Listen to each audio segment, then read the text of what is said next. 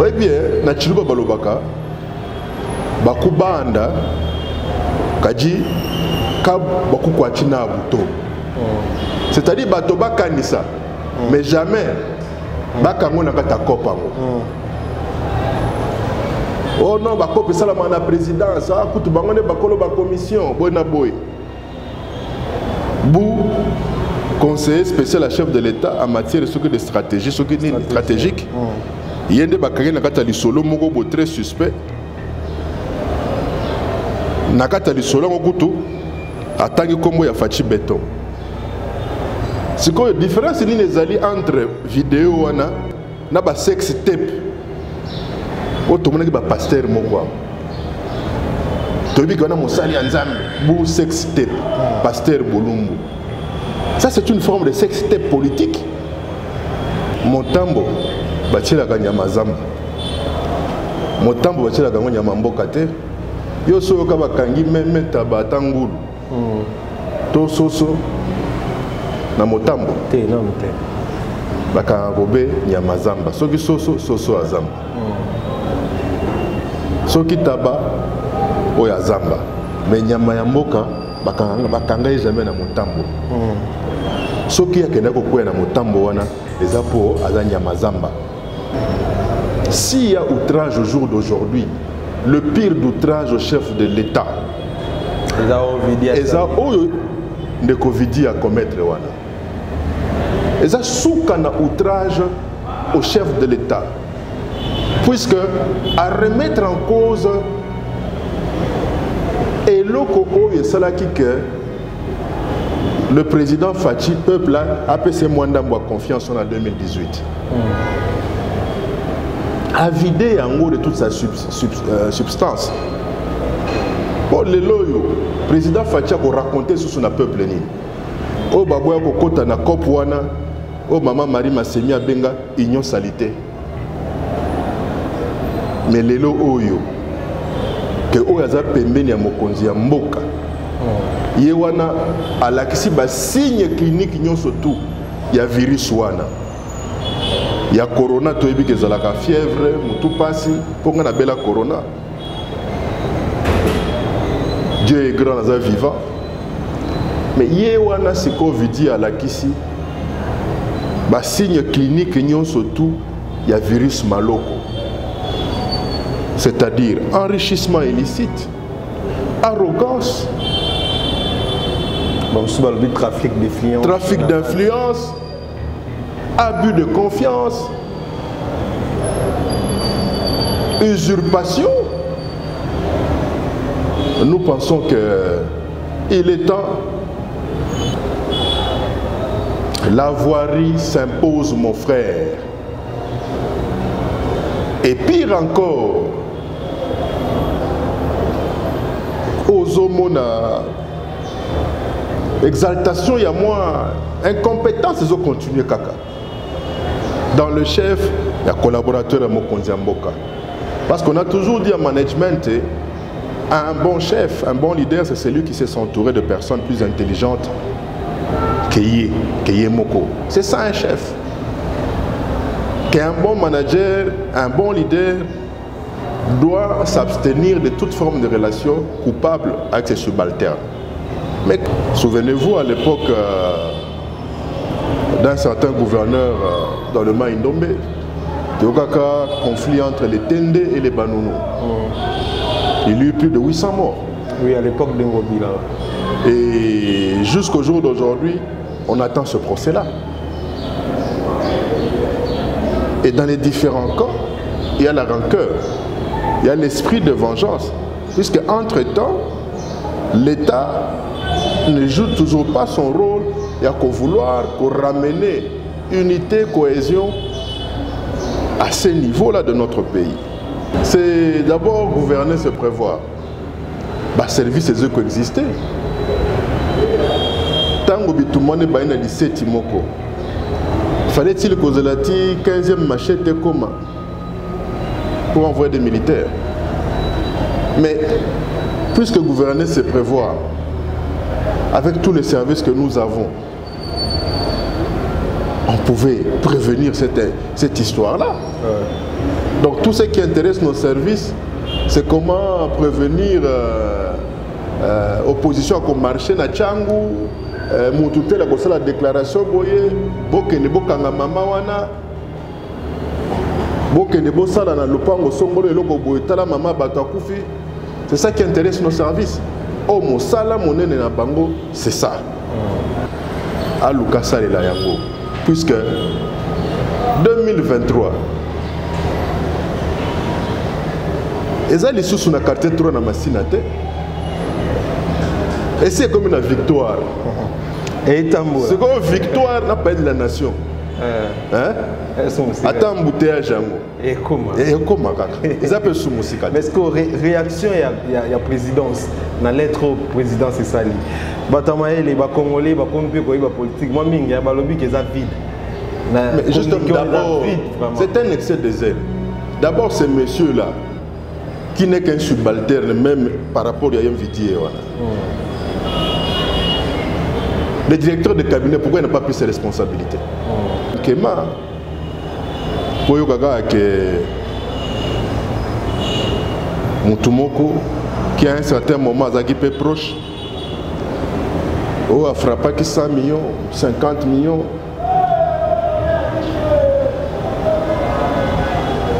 Bachake Maboko. Bien sûr, ma bolongo a toujours nassé. Tout le monde va libérer. Oh non, il a été acquitté. Il a été acquitté. Est-ce qu'il a été innocenté? Parce qu'acquittement, c'est le komoko. Alors que quand innocenté, ils appellent le komosous. Pour moi, tout va quoi acquitter parce qu'il y a des erreurs de procédure ou insuffisance de preuves. Je crois qu'il y a urgence. Mettons nos divergences de côté. Parce que nous avons représenté le bilan en 2023. Et Joseph Kabila n'avait cessé de dire et de répéter, ce n'est qu'ensemble que nous pouvons reconstruire, voire même unité, réconciliation et cohésion entre les peuples dans notre pays. Donc la situation est fortement dramatique et je crois qu'il est grand temps, au lieu qu'on s'empresse de recevoir Samalou Konde puisqu'il avait un budget à illusion numérique pour des raisons de propagande à présenter, mais l'acte posé, le fait d'abord d'avoir fait allusion dans une histoire au chef de l'État, à son nom, à sa fonction, dans une histoire aussi sale, mais ça doit être punissable par la loi. Les lobos, comment tu dis, qui t'es garder kuna. Henri Magia Salaki Boloko, pour avoir répété pratiquement ce que M. Augustin Kabouya a répété devant les militants. Tolobi état de droit. Pourquoi 2 poids 2 mesures? Elienga Elieye. D'ailleurs, ceux qui ont été, de jamais bomona la tara veste wana. Oui, parce que ceux qui ont été, n'ayez pas malasi wana et bien moté. Ceux qui ont été, le champagne beaucoup songolo. Des momies pakala kutu. Des momies pakala. Ngana ebi vie privée na bangote. Ndé batu bagolo baka. Te batu ngana na ya batute. Na sina roba bien que nous sommes de Bantou. La personne du chef tout respectaka. Nous sommes de Bantou. Ulugatoye bao mokonziwana bakangaka ye na kuzu moko ezalaka koto soki na 1970 okutu adefaka moto eloko boye basukaka na BCRS te aza akomi mokonzi.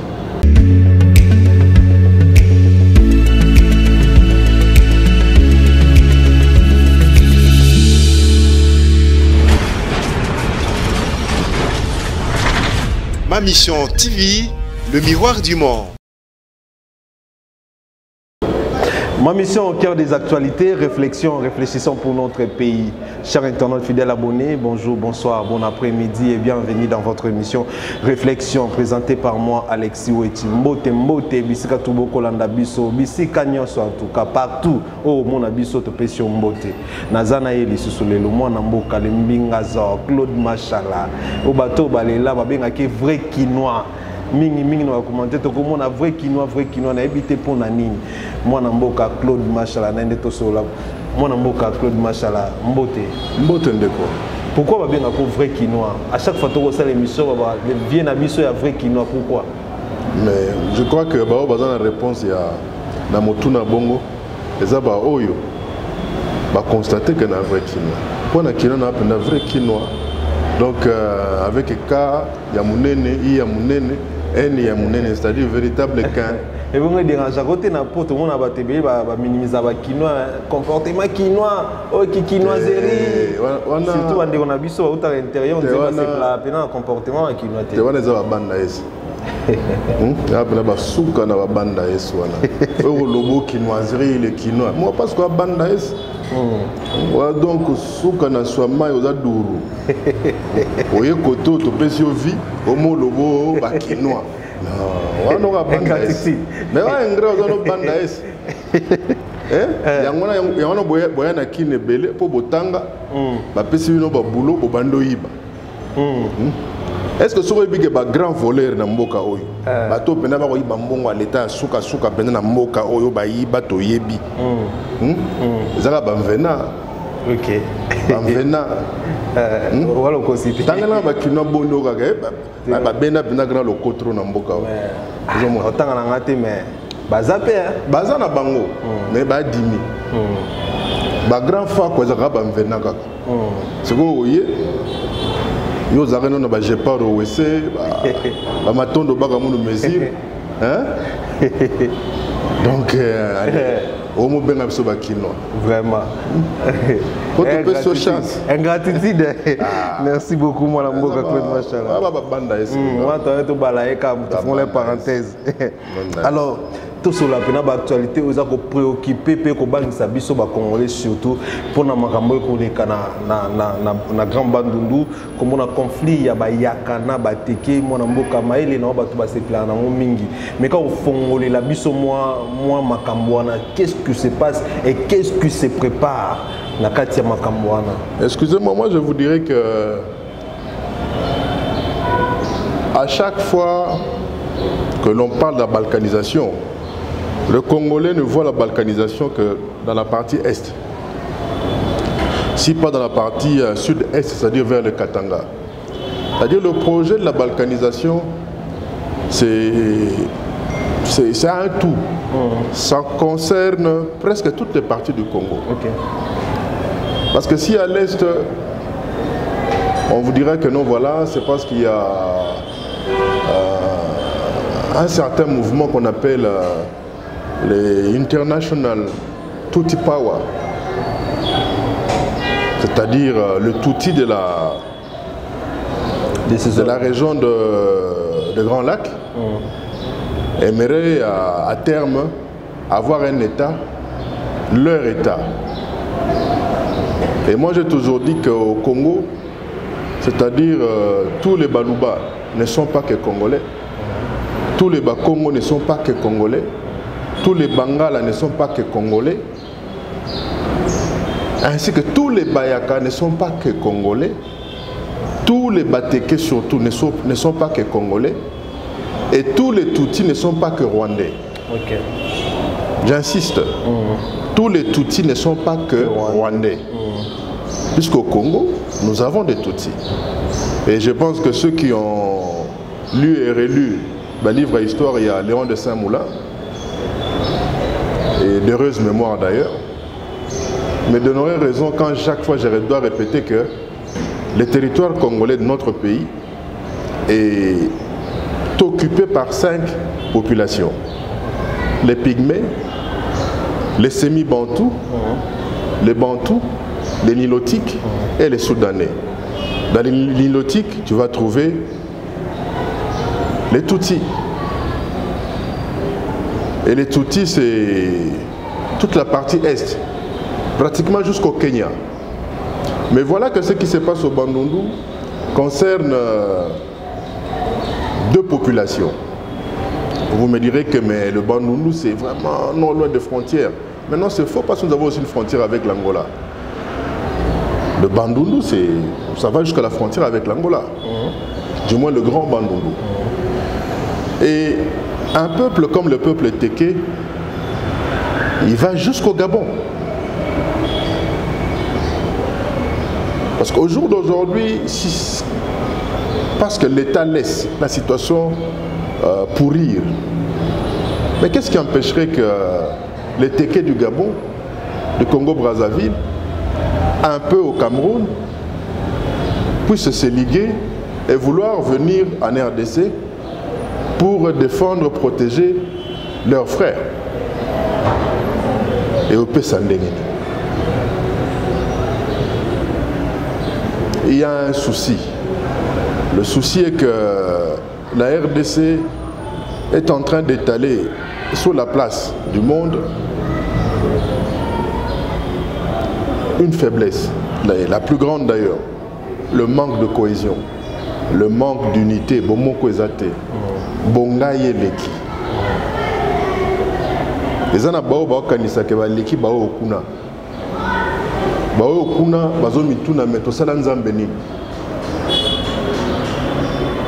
Puisque nzambe bazo tarder na kopesa bango réponse. Balobino tika ba se prendre en charge. Tant qu'on va se prendre en charge, c'est ce qui crée maintenant un conflit. Souvenez-vous à l'époque d'un certain gouverneur dans le Maïndombe, il y a eu un conflit entre les Tende et les Banounous. Il y a eu plus de 800 morts. Oui, à l'époque d'Engobila. Et jusqu'au jour d'aujourd'hui, on attend ce procès-là. Et dans les différents cas, il y a la rancœur, il y a l'esprit de vengeance, puisque entre-temps, l'État ne joue toujours pas son rôle, il y a qu'au vouloir ramener unité, cohésion à ce niveau-là de notre pays. Mais voilà toujours dans ce grand Bandundu un autre conflit, il est là, il est en train de prendre de l'ampleur. Et voir même que j'ai suivi un militaire qui a craqué, qui s'est permis de dire, de dénoncer que ça faisait plus de 2 semaines qu'ils sont là-bas, sans nourriture, sans munitions, et qu'il y a des non-militaires qui sont exterminés par l'une ou l'autre partie en conflit. Il est grand temps que notre gouvernement prenne vraiment ses responsabilités. Et la plus grande responsabilité, ce n'est pas d'organiser des réunions de gouvernement extraordinaires, de conseils de sécurité, tout ce que vous voulez. Mais est-ce que le gouvernement... Il y a d'abord l'approche, l'approche humaine. Il faut recréer quelque chose. Et là, je saluerai en passant cette grandeur qu'a eu un ancien chef de l'État de notre pays, le maréchal Mobutu, qui était arrivé à créer cette unité-là. Parce que n'oubliez pas que dans le temps, pour être gouverneur ou commissaire de province, il ne fallait pas nécessairement être de cette province-là. Mais Bissot, depuis Biloko, il y a gouverneur, bazaba autochtone, député provincial, bazaba autochtone. Voilà le chaos. Et ça se ressent même dans la ville-province de Kinshasa, où à chaque fois qu'il faille mettre à la tête de la province un gouverneur, on va dans les considérations ethnico-tribalo-cotériques. Et dire que Kinshasa, c'est une ville cosmopolite. C'est la province de tout le monde. Mais est-ce qu'on a, est-ce qu'on a rancune entre Bambalé? Est-ce que le gouvernement qui profite de la main derrière ce monde? Non, parce que tu as remarqué que, en tout cas, on dit moi négligence, on dit qu'il peut prévenir les soldats sans munitions, les soldats dans Zoloba. Mais c'est de l'irresponsabilité. C'est d'abord gouverner, se prévoir. Service, c'est eux qui existaient.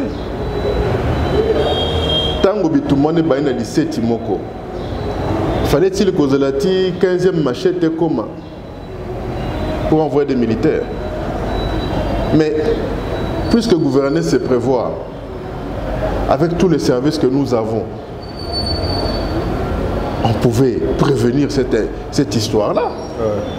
Donc tout ce qui intéresse nos services, c'est comment prévenir opposition comme marché na Tchangou, moutouté la kosa la déclaration boye bokende bokanga mama wana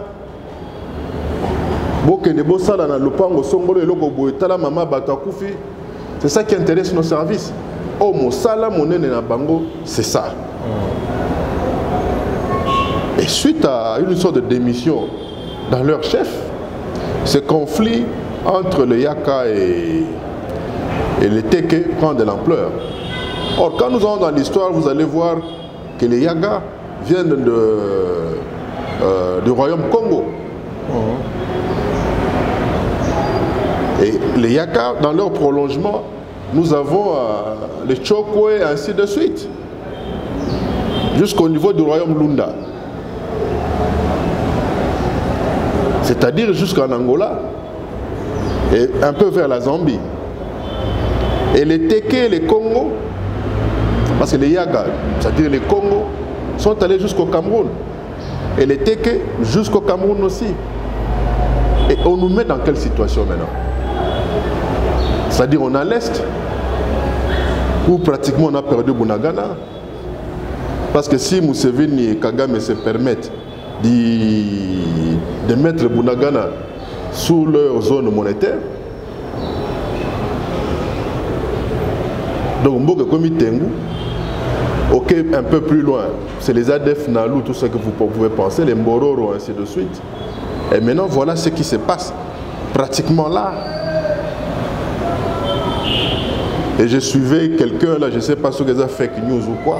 Oh non, voilà, il y a des militaires en morphologie congolo-rwandaise qui auraient traversé de Brazzaville vers là où Kwamut, ainsi de suite, et c'est comme tout mes alliés. Et Bandaka toujours dans la rumeur. Et après, combien à solo? Après, combien à solo? Je crois qu'il y a urgence. Mettons nos divergences de côté. Parce que nous avons représenté le bilan en 2023. Et Joseph Kabila n'avait cessé de dire et de répéter, ce n'est qu'ensemble que nous devons reconstruire, voire même unité, réconciliation et cohésion entre les peuples dans notre pays. Donc la situation est fortement dramatique. Et je crois qu'il est grand temps, au lieu qu'on s'empressa de recevoir Samalou Konde, puisqu'il avait un budget à illusion numérique pour des raisons de propagande à présenter, et de façon à ce à avouer qu'il est incapable et qu'il puisse rendre le tablier de façon à ce que nous voyons l'avenir autrement. Mais il est incapable. Autant de conflits. Ce n'est pas un État infirme que Kabila avait légué à Tshisekedi. Actuellement, Congo est un grand coca. Dans le domaine, par exemple. Mais surtout le domaine. Ici, nous parlons de l'aspect sécuritaire. Vous ne pouvez pas parler de développement économique ou social. Quand il n'y a pas de paix, quand il n'y a pas de cohésion. Ça, c'est vrai. Et manquant de tout cela, donc tout ce qu'on nous raconte à longueur de journée, c'est la propagande. Mais côté, il y a budget au Monique et moi, évolution Zali, ça 16 millions, c'est de la 16 milliards. Ça, c'est ce que je dis, non? Ça, c'est de la propagande. On veut impressionner qui? On veut impressionner qui? Vous parlez de 15 milliards, 16 milliards. Entre-temps, vous êtes incapable de vous rembourser.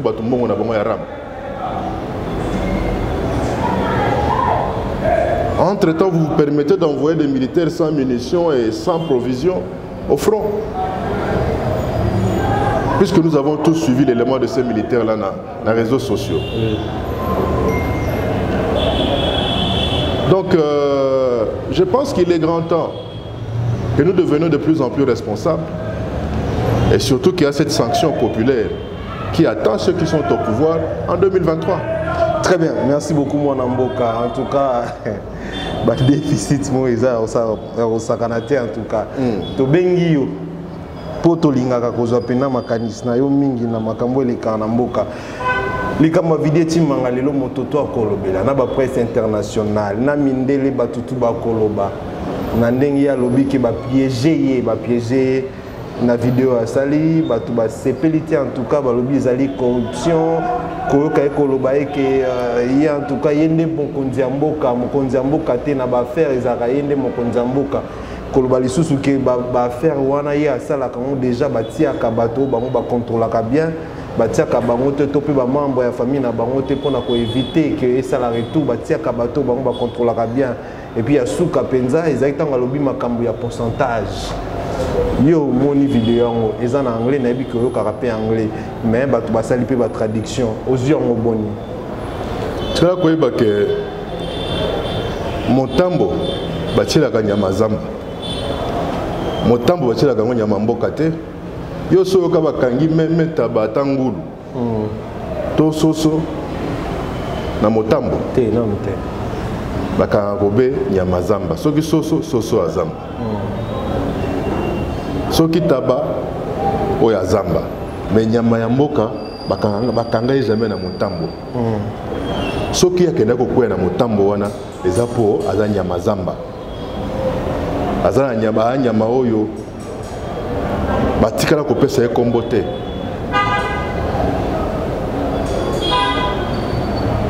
nalobi bongo po ani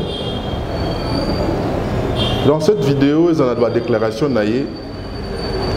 Certes il y a cet aspect où il y a remettre en cause même vision politique à chef de l'État. Chef de l'État lobby changement de mentalité, nouvelle citoyenneté, lutte contre la corruption. Mais toute cette vision-là, le compartiment, il y a surtout la vision, ils ont remis en cause par l'acte posé. S'il y a outrage au jour d'aujourd'hui, le pire d'outrage au chef de l'État, ils ont de Covid à commettre. Ils ont soukana outrage au chef de l'État, puisque à remettre en cause et que le président Fachi, peuple a passé moins d'amour confiance en 2018. A vidé en gros de toute sa substance. Pour le loyo, le président Fachi a raconté sur son peuple. Toyoka Kaye une fois, na Top Congo. A lobby, a toza mwana mai nangai. Mais moi na mai ye wanati. Na mboka pe tomoni corona esa neti kolemba. Virus ya sike ko bima o virus maloko. Mais virus maloko wana tomoni eza obeko zwa. Ba baza ko belango.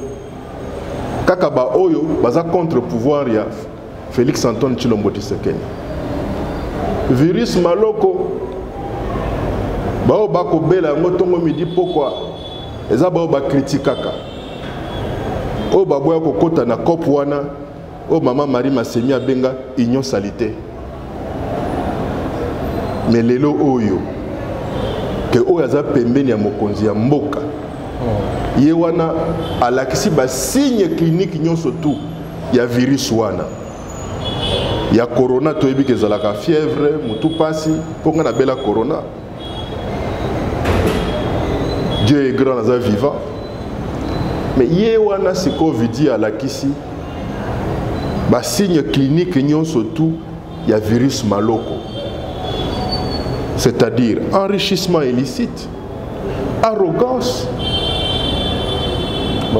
trafic d'influence, abus de confiance, usurpation. Nous pensons qu'il est temps, il y a commis Tuna. Soki, Souka Toki a démissionné. Mais cette démission-là n'est pas à considérer comme une sorte de vaccin contre le virus maloko.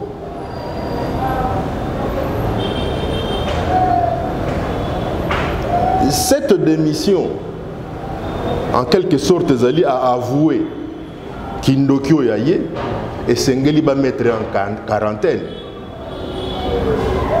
pour qu'ils ne puissent pas contaminer les autres compatriotes. Plus d'une fois dans l'émission, nous avons toujours que la frange la plus dangereuse dans notre pays pour son développement, c'est celle qui est constituée des gens qui ont été à l'école, celle qui est constituée de l'élite. Mais voilà qu'Invidi fait partie de cette élite. Et j'avais conseillé, même à l'ancien chef de l'État, comme à l'actuel, il faudrait organiser une sorte de voirie. Ndeko Gentini a lobby kini bopeto, ngai na lobby politique bopeto, mbindo eleki. Au moins tata mususu moibi, baye bayaza moibi. Akenda sango pona ki moibi. Ata soki liboso pa yebana ki ndamu. Mais ko susu succès na boyeba ni makasi. Tango ba trouver kaza moibi. Mais mbangu akena union sacrée. Le fait qu'à côté union sacrée, le fait qu'il n'y ait pas de critiquer les sous Kabila, abimisi union sacrée le coup la blanchisserie, union sacrée comme le coup la Kikoso. Mais il y a au côté Kikoso, au même cantine à Maïté, confiance que Maïko bimana douche. Mais biso to yebi ke lobby régie des eaux pesa qui communiquer que côté na biso Maïko bimate.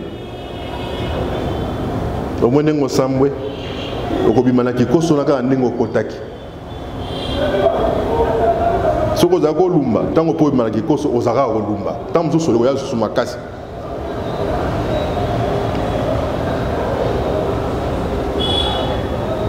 La voirie s'impose, mon frère. Et pire encore, aux homona, exaltation, il y a moins, incompétence, ils ont continué kaka. Dans le chef, il y a collaborateur à Mokonzi Mboka. Parce qu'on a toujours dit à management, un bon chef, un bon leader, c'est celui qui sait s'entourer de personnes plus intelligentes. C'est ça un chef. Qu'un bon manager, un bon leader doit s'abstenir de toute forme de relation coupable avec ses subalternes. Mais quand votre subalterne se permet de dire voilà yé azanga, elienga eliye, d'ailleurs ce qui n'a été de jamais bomona la tara veste wana. Oui, parce que ce qui n'a été ne peut malasi wana yebi angote so ki ngate de champagne beaucoup songolo de momi pakala kutu de momi pakala ngana yebi vie privée na bangote ndé batu bakolo baka te batu ngana na ya batu te na sina loba bien que nous sommes de Bantou. La personne du chef to respectaka, nous sommes de Bantou. Olugatoye bao mokonzi wana bakangaka ye na kuzu moko ezalaka koto soki na 1970 okutu adefaka mutu eloko boye basukaka na BCRS te aza akomi mokonzi. Apparemment bato bapemeni bakocomprendre ngo te nde batende nalobi boye c'est une fois de plus na kosenga na mokonzi ya mboka. Moi je ne suis pas du pouvoir, encore moins de son pouvoir, parce qu'Adamara na bato wana wana bato na etsa apesi bango babokonzi apesi bango tout ce que vous pouvez vous imaginer. Mais à misa la violence pour le mieux-être il y a ba Congolais surtout à placer le pays avant tout, qu'il puisse urgemment procéder à une voirie. Tokenda lentement, sûrement na suka émission na biso, bien que tozana nous. Mais moi n'ambo coup de machala. Juste après loko wana tomoni démission il y a Vidi Timanga tokolo bae que ça geste moko ya bien alloué. Non, ça antidote té. Geste alloué en quoi? Geste alloué en quoi? Parce que c'est rare hein, comment on a battu démissionner dans mboka na biso. Excuse-moi. Eza lokwa lelo yo noko moko na famille na bino boyebi ke azalaka na ndoki bakangaka ye ndoki aye koavouye kindoki wana soit disant ke atika kindoki soko mwana na oyo aliboso po congé yango oyo noko wana asengi ke tindelanga bakoko nanga congé otina mwana nokuna jamais yo moko répondre ozomona ko démissionner eza kosisa likambo te. Peut-être on veut jouer au grand monsieur, arrogamment d'ailleurs, parce qu'il faut lire la lettre. Mais l'acte posé, le fait d'abord d'avoir fait allusion dans une histoire au chef de l'État, à son nom, à sa fonction, dans une histoire aussi sale, mais ça doit être punissable par la loi. Les lobos, comment dit Jimmy qui tenait pour garder kuna. Henri Magia Salaki Boloko. Pour avoir répété pratiquement ce que M. Augustin Kabouya a répété devant les militants. Tolobi état de droit. Pourquoi 2 poids 2 mesures? On a vu des gens, Baïbia, Bakangi, Bango, Babimine, oh, Bazongi, député, Bamoussogi, Banani. 2 poids 2 mesures. Jimmy Kitenge continue à croupir en prison. La chasse à l'homme est organisée chaque jour. Je pense que si les autres conseillers qui seraient encore intègres, même au niveau de la famille biologique, il y a un chef de l'État, parce qu'à part le fait qu'il a le pouvoir, il y a aussi le nom de son père. Oui. Kombouana, il a profité de Kombouana. Il y a trop.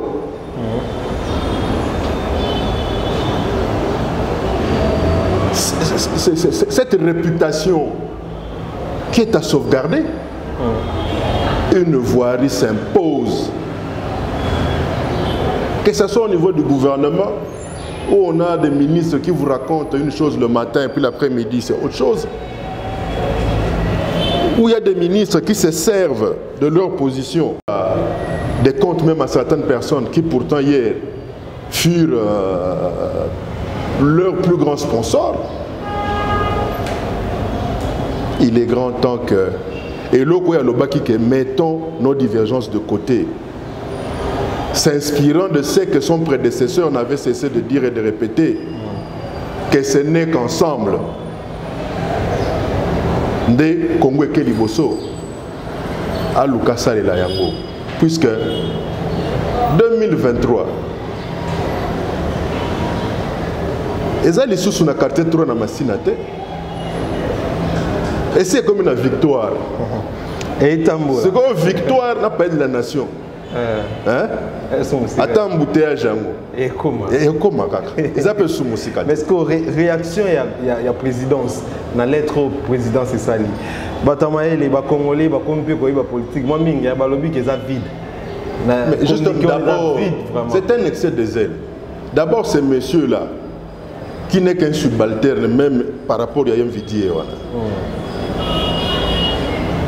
Le directeur de cabinet, pourquoi il n'a pas pris ses responsabilités? Dites-moi pourquoi. Il y a peu ici, on nous avait parlé d'une histoire de coup d'État, atteinte à la sûreté de l'État. Mais la sûreté de l'État, et ça a été intégrité physique, il y a Mokondi Mboka. Et ça peut intégrité, il y a, comment dirais-je, il y a réputation à dignité naïe. Il y a honneur auquel il a droit.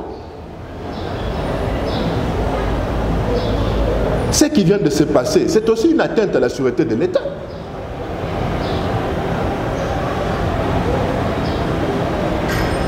Oui bien, Nachiluba Balobaka, Bakubanda, Kaji, Bakukwachina Abuto.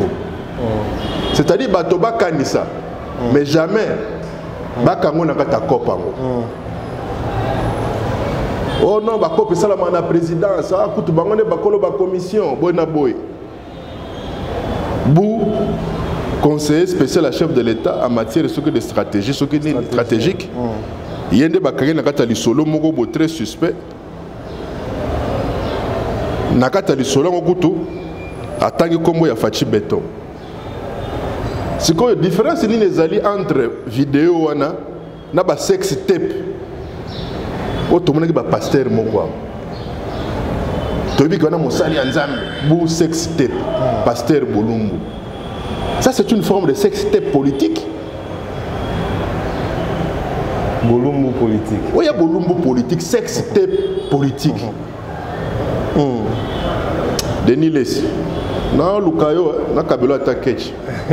Donc, tu as la présidence, pétage. Pétage partout. Batba pété. Moi, je suis Bachala. Denis Lessi, la tine la guerre au Congo. L'émission, c'est la fois passée, c'est plus la guerre en tout cas. En tout cas, mais il y a et quand vous dit à Sali, mais ce qu'on a pétage. Et puis, à Bandi, là, il y a une émission, le pétage est côté partout. Alors, moi,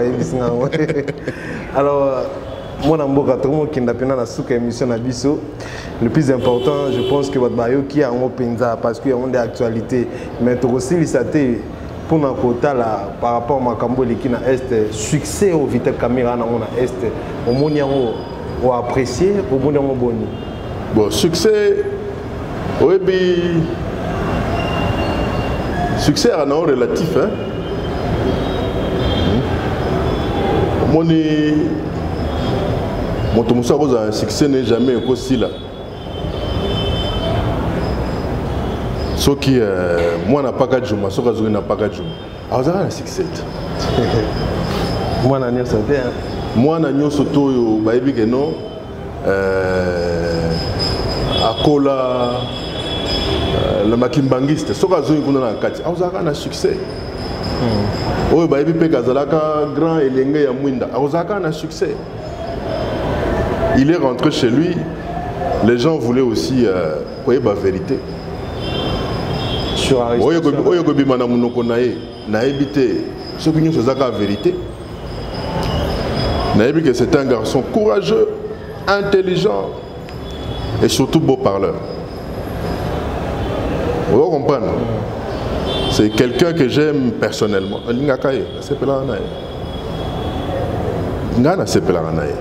Sauf que... Il est parmi bateau, boîte Sabino Pé. Sauf que... Bamakambo Toyoka.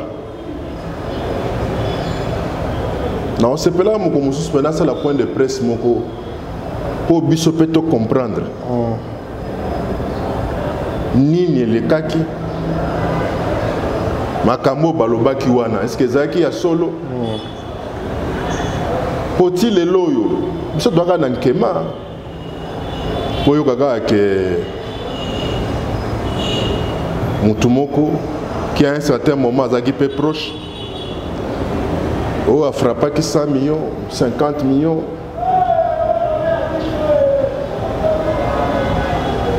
Bachake pe maboko.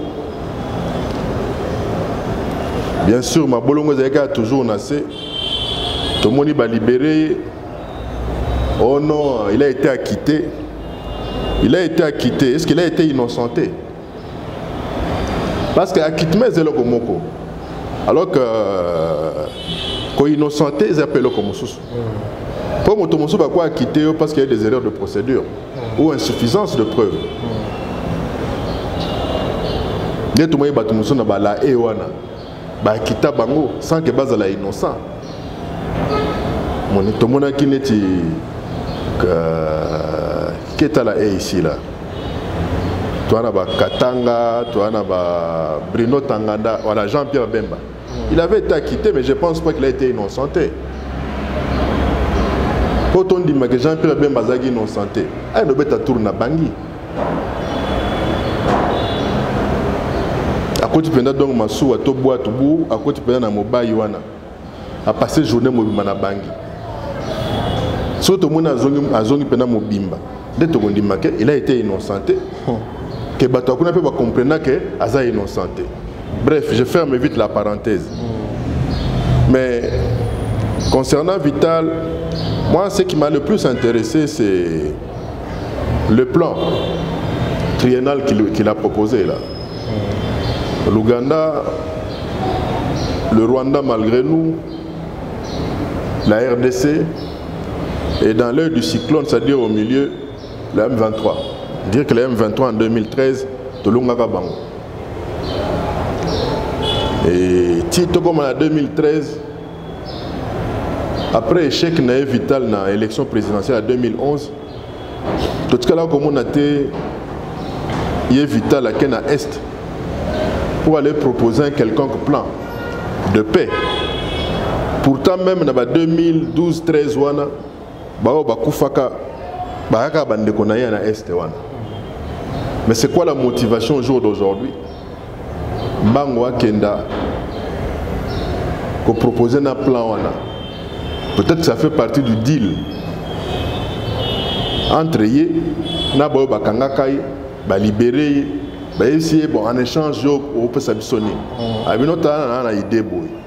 Ba bi bon moi ba moyen yango yo. Si vous réalisez pendani wana to yebine to ko sola sima. Nous sommes en politique et un jeu d'intérêt. Bon vent à lui. Matika la koye ba que peuple nous surtout à surveiller penza. On les tient à l'œil. Donc abunda nenga mesana ko bunda pour yemo quoi sériabilité dans la confiance populaire. Parce que pour le moment c'est vrai de manière émotive si pas émotionnelle azana bateau. Mais ça risque de s'user si jamais bateau baromo yoka autre son de cloche et qui n'arrive pas à porter quoi que ce soit dans la démarche na Est quoi, à la population. Merci beaucoup mon Amboka. Et je pense que bateau Bolandi biso bosepeli penza parce que c'était quand même important vraiment mon Amboka Claude Machala pour na makanisme na ba actualité aux oleka surtout na marambo ya lobby na maramba vidéo Chimanga. En tout cas c'est à réfléchir là-dedans. Il y a c'est le pire d'outrage hein. Le pire d'outrage au chef de l'État est un acte posé par Vidie Chimanga. Vidéo wana Vidie Chimanga. Et ça va alors la vidéo sex tape. OK. Donc on mérite que les canabaro ou fois les cas. Mais justice il fait ça Moussa Nango. C'est un outrage déjà au chef de l'État. Bah Jimmy Koutou Bazabou na tchaba na makala sans que quoi que ce soit alors qu'il est innocent sur toute la ligne. Et je me demande même pourquoi Vidier continue à passer la nuit chez lui à la maison. Parce qu'il a fait remettre en cause vraiment Ongana Bengi, vision à chef de l'État. Alors, bateau bazana ba fonction ya ba haute autorité ya Songolo Pakala s'agissant d'un changement de mentalité, banane et tout ça là. Mais ils servent à quoi? Ils ne servent à rien. Au ministère chargé de la nouvelle citoyenneté. Mais tu as un ministère et tu as communiqué. Donc ce ministre-là, c'est un chômeur déguisé. Et c'est pourquoi je conseille au chef de l'État d'organiser une voirie et autour de lui et au niveau du gouvernement. Avec tout ce que nous avons comme menace à balkanisation au niveau à Grand Bandundu et au niveau de l'Est du pays. Merci beaucoup. Bolandi Bisso. Bosepeli, Topesibino, merci. Aimez, partagez les liens. N'hésitez pas à y avoir la réaction à Bino. En tout cas, c'est la bienvenue. Tout ce qui Bino a encore à permettre tout le monde à au revoir.